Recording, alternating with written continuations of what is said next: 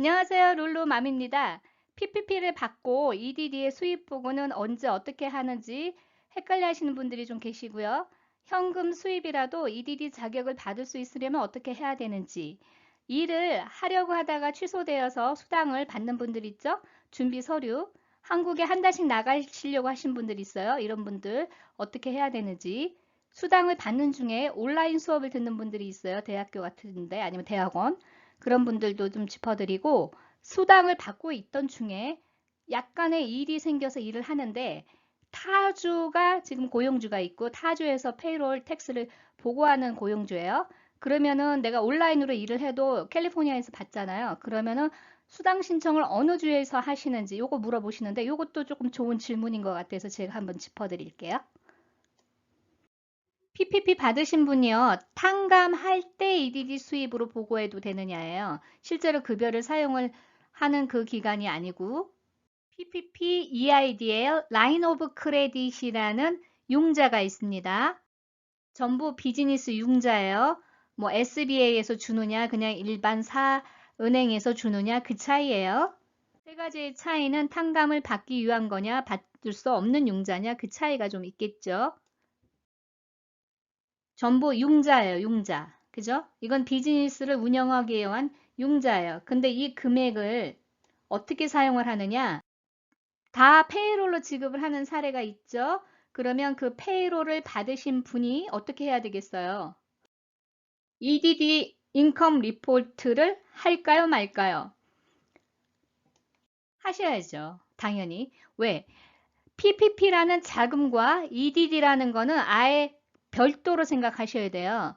PPP라는 거는 여러분들이 국가에서 이번 재난으로 인해서 탕감을 조건으로 융자를 해준 자금일 뿐이지 EDD 입장에서 봤을 때는 여러분들이 어떤 자금을 사용했는지 상관없어요.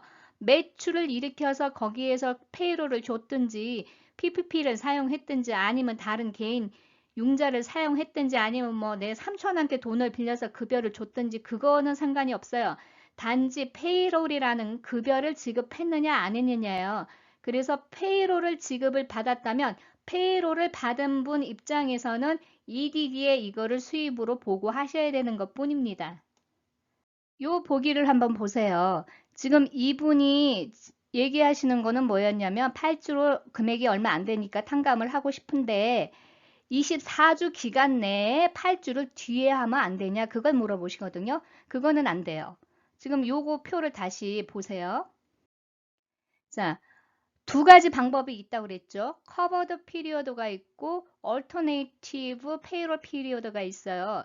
그래서 7월 1일에 만약에 받으셨으면 원래 7월 1일 이후부터 지금 바로 8주나 24주로 집행을 하시는 게 정상이에요. 하지만 가령 예를 들어서 2주에 한 번 급여를 준다거나 보름에 한 번 급여를 주는 고용주란 말이에요. 그러면은 어제 봉급을 딱 줬어요. 예를 들어 보름치를. 그런데 오늘 PPP가 나왔어요. 그러면 그 다음 급여가 나가는 2주 뒤나 보름 뒤에부터 집행을 할 수 있는 게 얼터네이티브 페이롤 피리어드예요. 그래서 그거는 인정을 해주지만 지금 맨 밑에서 두 번째처럼 24주라는 기간을 만들어서 그 중에 앞에는 그냥 쭉 보고 안 하고 안 쓰고 있다가 마지막 8주를 쓰겠다 이런 거는 안 돼요. 그리고 24주나 8주가 지난 그 피리어드가 있죠. 맨 마지막에 그 안에 해야 되는데 24주가 지나서 만약에 이걸 집행한다? 그것도 안 되는 거예요. 이제 뭐 이걸 지금 PPP 뭐 보안 문제가 나온다 어쩐다 그러니까 조금 더 우리가 지켜봐야 되기 때문에 아직 제가 탕감은 조금 서두르지 말라고 말씀드리는 이유가 이거예요. 또 더 좋은 걸로 보완이 될 수도 있잖아요. 그죠? 그러니까 우리가 너무 성급하게 탕감을 앞서서 할 필요가 없다는 거예요. PPP로 급여를 지급했을 때 이거 어디에 보고합니까? PPP라는 칸이 없습니다. 계속 물어보시는데 그게 아니죠. 자금을 어디에서 끌고 왔냐는 EDD와 상관없다고 그랬죠. 급여를 받았단 말이에요. 그거를. 그러니까 급여를 받았으면 넘버 6번에 인컴 리포트 있죠. 거기에 레귤러 어닝으로 보고하시면 돼요. PPP라는 자금을 사용한 것 뿐입니다. PPP라는 자금을 통해서 급여를 사용하셨다면 그거는 페이롤이에요. 그래서 페이롤을 받았기 때문에 레귤러 어닝으로 급여 받으신 걸로 일반 그냥 다른 급여 받은 것처럼 똑같이 수입 보고 하시는 거예요. PPP라는 거를 따로 선택해야 되고 뭐 일반 그 레귤러 어닝을 선택하고 이런 게 아니에요. 자금만 PPP라는 걸 사용할 뿐이지만 실제 여러분이 페이롤을 받았기 때문에 EDD 입장에서는 페이롤을 받았냐 안 받았냐 그것만 중요시하기 때문에 페이롤을 받았다면 레귤러 어닝으로 보고 하시는 거예요. 보세요. 그런데 PPP를 여러분들이 실제 비즈니스를 하는 중간에 급여로 사용했을 경우에는 첫 번째 질문에 나올 때 yes라고 하셔서 레귤러 어닝으로 하시지만은 실제로 정부의 지시에 따라서 문을 못 여는 경우 급여를 지급할 수 있는 상황이 생기거든요. 그런 경우에는 1번이 아니고 2번에 other income이 yes라고 하시면 돼요. 그리고 wage continuation pay라고 하시면 돼요. 이럴 경우에 넘버 원은 no라고 하신 후에 2번에 yes라고 하셔서 이렇게 지급하시면 돼요. 그러니까 정상적으로 오픈해서 급여가 나갈 때 PPP를 사용할 때는 1번이 yes에서 레귤러 어닝, 그렇지 않고 그냥 아예 지금도 비즈니스가 문은 닫은 경우가 있어요. 지압소 같은데 이런데 그런 경우는 1번은 no라고 그러고 2번을 yes라고 하시면 돼요. 현금 수입이라도 EDD 수당을 받으려면 뭘 준비해야 된다 그랬죠? 일을 하셨다는 소득 증빙을 할 수 있는 인보이스를 잘 준비해 두셔야 해요. 요점은 현금으로 받았냐 안 받았냐 그 문제가 아니고요. 소득을 내가 증빙을 할 수 있느냐 그 서류가 중요한 거예요. 요거를 지금 잘못 오인하시는 분들이 계신 것 같아서 다시 한번 짚어드리는 거예요. 예를 들어서 플러머, 핸디맨, 뭐 프리랜서, 포토그래퍼 뭐 여러 가지 직장들이 있잖아요. 그런 분들 인보이스 발행하실 수 있죠. 그죠? 1099을 발급해 주는 업주하고 일을 하지 않는 사례들이 많아요. 개인 대 개인으로 일을 할 수도 있으니까. 하지만 인보이스를 발행할 수 있다면 이런 거는 문제가 안 돼요. 그렇지만 이제 고용주한테 현금을 받는 케이스는 조금 문제가 될 소지가 있어요. 이거는 제가 성실하게 세금 보고 하시면서 잘 몰라서 불이익을 받는 분들한테 조금 제가 도움을 드리고자 하는 거예요. 그래서 이거를 뭐 편법적으로 사용하라 그런 건 아니에요. 그리고 되도록이면 현금 거래보다는 증빙 서류로 남길 수 있는 그런 체크 같은 페이먼으로 거래를 하시는 걸 저는 권장을 해드려요. 일할 날짜가 정해졌다가 코로나 때문에 취소되신 분들 많으시잖아요. 그래서 실업수당 받으신 분들은요. 그 고용주로부터 실제 언제부터 일을 하기로 했으나 취소가 됐다는 편지를 좀 되도록 받아두시는 게 좋고요. 그렇지 못하는 상황이 있을 수 있어요. 그 고용주가 폐업을 갑자기 하는 경우도 있어요. 어려워서. 그러면 그 고용주한테 이런 서류를 받을 수 없다면요. 실제로 이메일이나 문자로 고용이 된 걸 증빙할 수 있는 자료를 프린트해서 잘 보관해 두세요. 그리고 아니면 뭐 기타 증빙 자료 같은 거. 결국은 뭐냐면 증빙 자료를 내가 제출을 할 수 있느냐 없느냐 그게 가장 관건이에요.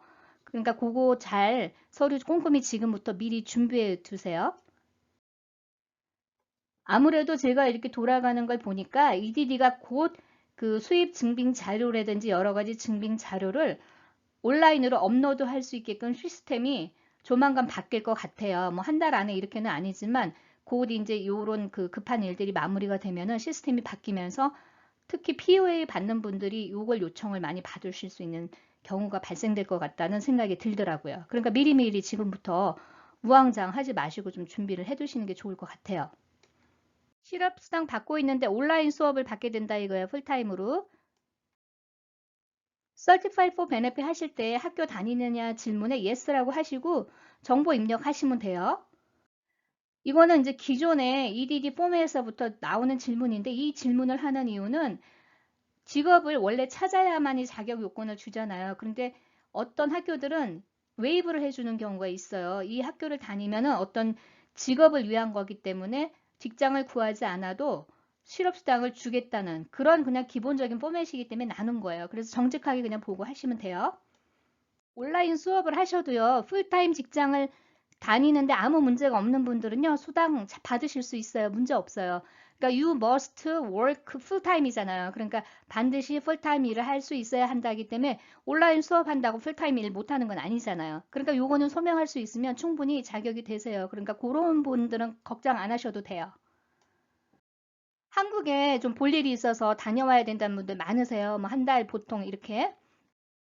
이런 경우가 있죠. 급한 일이 있어서 가긴 했지만 구직을 계속 하면서 직장을 구하고 있어요. 그런데 직장 인터뷰가 잡혔거나 아니면 일을 바로 해야 될 때 바로 들어와서 그걸 할 수 있는 경우가 있고 아니면 가족이 뭐 아프거나 개인적인 사정 때문에 인터뷰가 잡히거나 일을 바로 해야 되는데도 바로 올 수 없는 경우가 있잖아요. 그래서 바로 그 일을 내가 받아들일 수 없는 경우 두 가지가 있어요. 그죠? 그러니까 얘가 다른 거예요.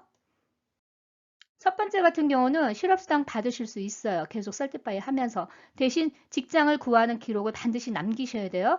근데 두 번째 같은 경우는 개인 사정이고 본인이 풀타임 직장을 바로 받아들일 수 없는 상황이기 때문에 이건 원래 받으시면 안 되는 거예요. 근데 이제 이거는 뭐 여러분들의 양심에 맡기는 것 뿐이에요. 그러니까 이걸 제가 뭐 꼭 해라 말아라고 얘기할 수는 없는 거예요. 제가 이 문제가 될 수 있는 소지들을 그냥 짚어만 드리는 거예요.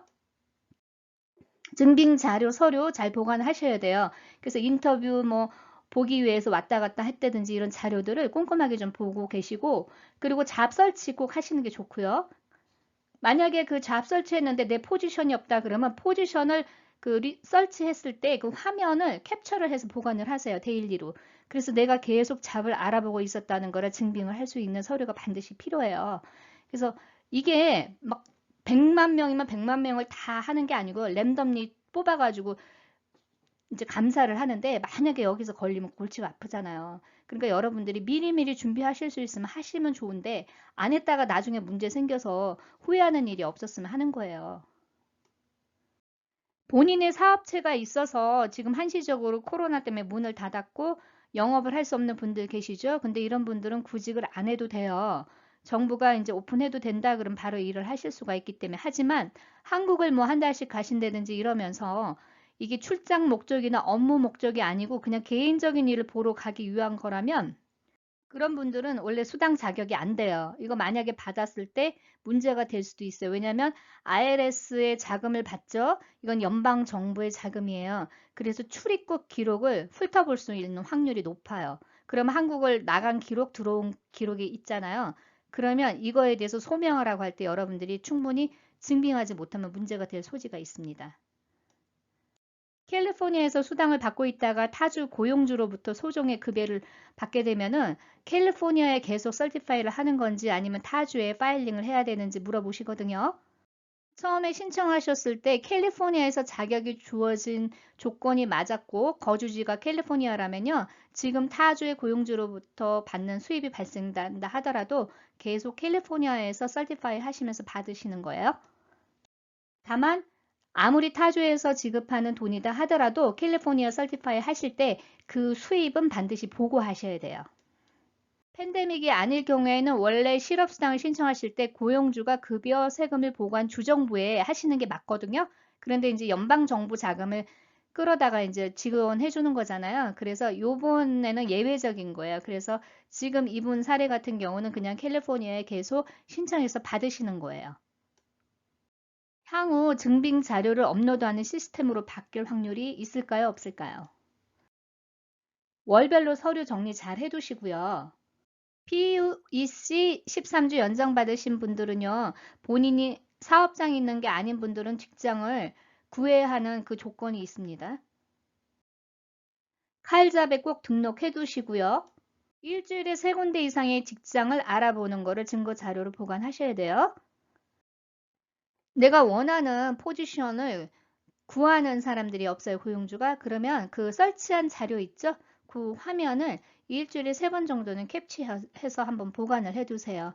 그래서 나중에 소명할 때 실제로 나는 포지션을 원했지만 내 포지션을 구하는 사람이 없었다라고 증빙이 되는 거니까 이런 경우에는 문제가 없습니다.